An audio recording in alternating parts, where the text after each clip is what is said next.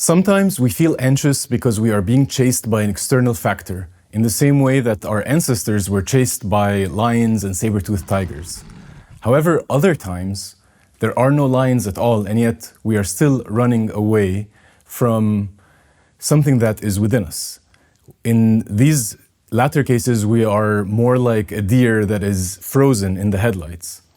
And being able to distinguish between when we are frozen in that way because of an internal hang-up versus when we are running away from something that is external could be the biggest differentiator between those of us that excel in careers and relationships and have good health and those of us that remain stuck.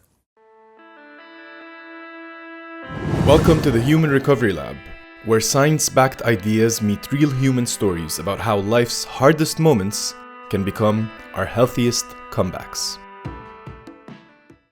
The concept is inspired by Robert Pirsig's Zen and the Art of Motorcycle Maintenance, in which he says gumption is the psychic gasoline that keeps the whole thing going. If you haven't got it, there's no way the motorcycle can possibly be fixed. So he talks about this psychic gasoline that we all have, this belief that we can improve things and that we can tend to them. And what he's talking about here is our inherent ability to believe that something is possible. You can think of it as faith in yourself to solve your problems. And he talks about how we frequently encounter gumption traps. So if this very precious resource of initiative, of being able to look at our lives with a critical eye and change what we need for better careers and better relationships and better health, he talks about how we need to keep this resource of gumption safe from gumption traps. And he talks about how there are setbacks. These are one type of traps, external setbacks, and another that is about our inner hangups. And frequently when I work with people that have been achieving their whole lives and pushing in a certain direction to get validation or to achieve something, we frequently confuse external setbacks and inner hangups. So just to give you two quick examples, one person might be constantly bugged and complaining about a demanding boss that they have. And underneath that layer of having a demanding boss, there is a tendency for them to be a people pleaser, for instance. And when we are trying to please others, we are working with a cycle that lives within us and has been with us for a very long time. And sometimes if we can't see it, then we focus our energy on the external demanding boss, not knowing that we can actually learn how to set boundaries and say no. Frequently, what these people would do is leave their job because of their toxic boss. Not to say that many bosses are not toxic, but in this case, in this scenario, it could be that after this person goes to another job, the cycle continues itself because they haven't addressed the inner hang-up within. Now, conversely, a lot of people, especially those who have a lot of self-judgment, that we can be beating ourselves up about life and are used to that way of taking responsibility, because that's how we equate it with, is taking responsibility.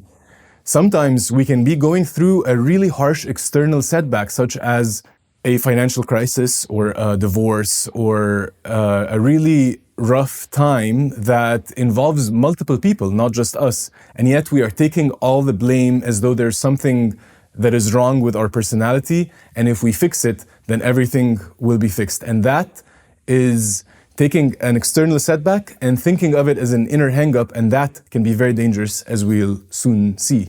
So let's break down each with a few concrete examples to help you know for sure whether you are dealing with an external setback or an inner hang-up so that you can act accordingly. So first, let's deal with external setbacks.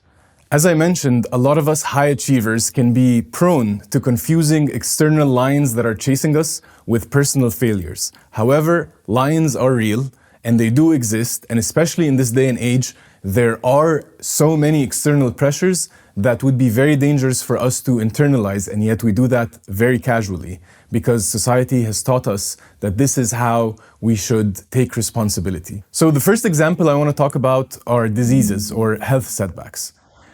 Now, it's important to remember that even with perfect health habits, people still get sick. A lot of the modern longevity influencer type content makes us believe that if we were to control every little parameter and biomarker and habit and protocol, we would be able to have some sort of perfect health. So much so that some of the longevity experts out there would want us to think that we can cheat death itself. However, that is not true, because health is dependent on so many other factors such as childhood trauma, environmental stress, genetics, and many other little decisions that happen, as well as socioeconomic policies and cultural norms, that it would be insane for us to think of disease as something that we did wrong. It's only part of the picture. And illness can frequently be a turning point. I've seen depression deepen empathy, or a diagnosis that would awaken self-awareness in someone and force them to actually start changing their lives. So the question is not how do I fix this, but frequently could be what is this teaching me? And even in the cases of very severe chronic diseases, this could be an alarm that something needs to change about our life externally rather than internalizing the blame about the condition, which only worsens our ability to cope with the disease. Now, another example of an external setback is having a toxic workplace or a boss that is trying to squeeze you and has no care for you or your life or your health. That is a very real external setback. Yes, we choose the people that we want to date and be with, and we choose to a large extent the place that we work in. However, sometimes being in an environment that is out to get you that way, like a lion chasing you, needs to be dealt with by advocating for yourself or leaving, rather than putting on our resilience hat and trying to be strong in the face of adversity. Your workplace should care about your well-being, period. Most workplaces don't, and therefore, you need to figure out how to either talk about it or find a place that does. Because otherwise, you spiral into, if only I had done this, that would have happened. Catch these thoughts when you're blaming yourself for an external unhealthy environment. A third example is immigration stress or systemic barriers such as racism, gender inequality, or ageism. And a lot of these problems are highly concentrated even in the open-minded tech world.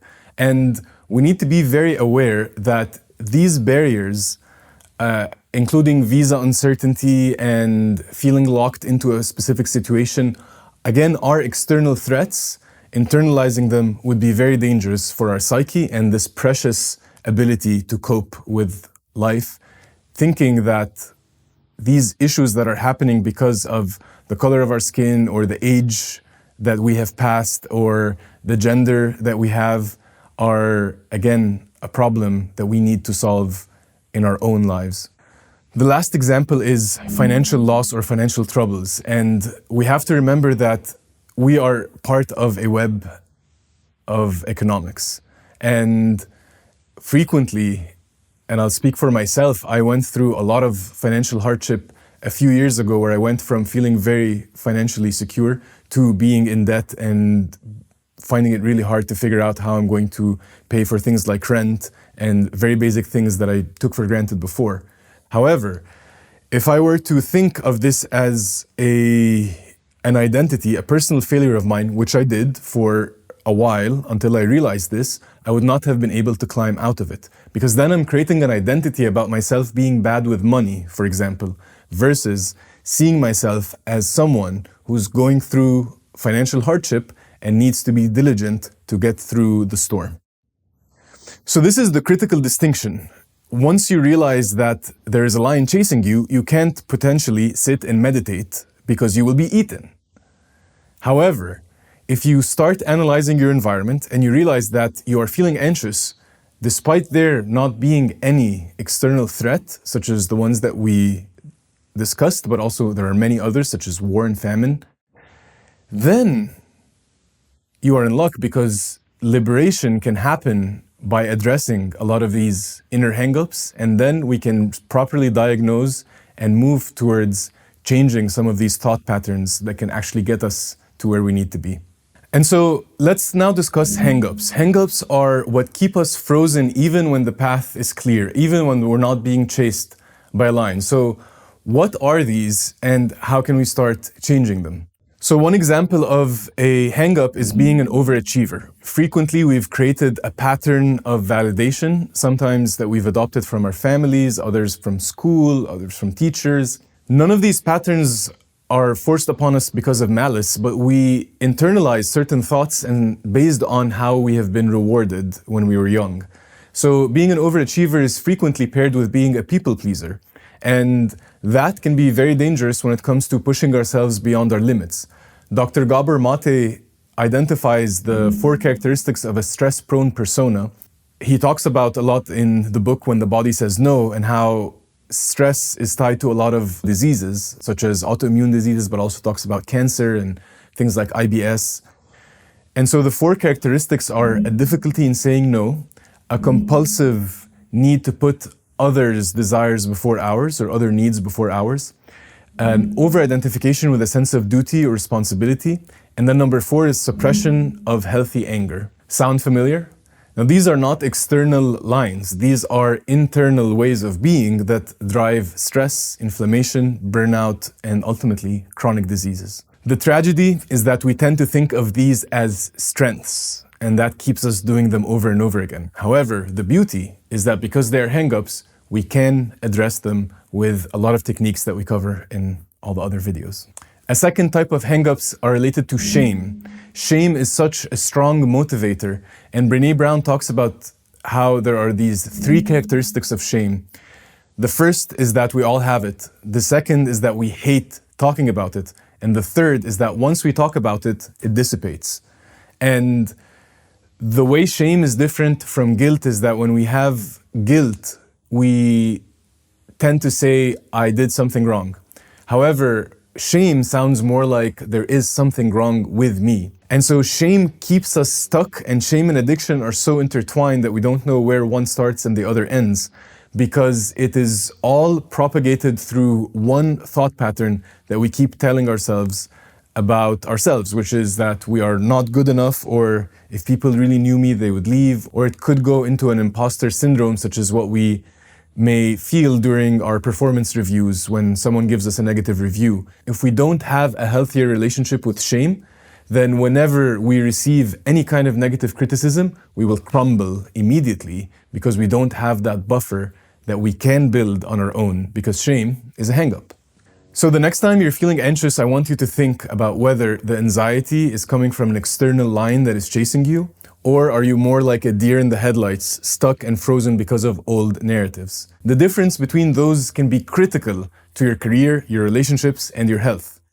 If you are keen on exploring this further, I've created a simple and free assessment that will help you identify whether you have certain patterns around inner hangups that you can address, and it'll break it down to you based on the self-compassion score, or if you're experiencing external overload because of burnout or your work environment, and how to start tackling habits and health bit by bit based on how ready you are. It is very easy for us to get locked in certain thought patterns that keep us doing small actions that lead us towards disease, or shift that stream of thought, protect our gumption, stop fighting imaginary lions, and to start dealing with the real lions and taking another path that leads us towards health and fulfillment. Be the first to know about new content, events, and our 3-month program by signing up at thehuman-.com/subscribe. And while you're there, you can take the Human Assessment. It's free, science-backed, and it shows you how stress and habits are shaping your health right now. And when you finish, you'll get an instant PDF report personalized with your readiness and self-compassion scores, outlining exactly where you stand and the first step you can take towards recovery.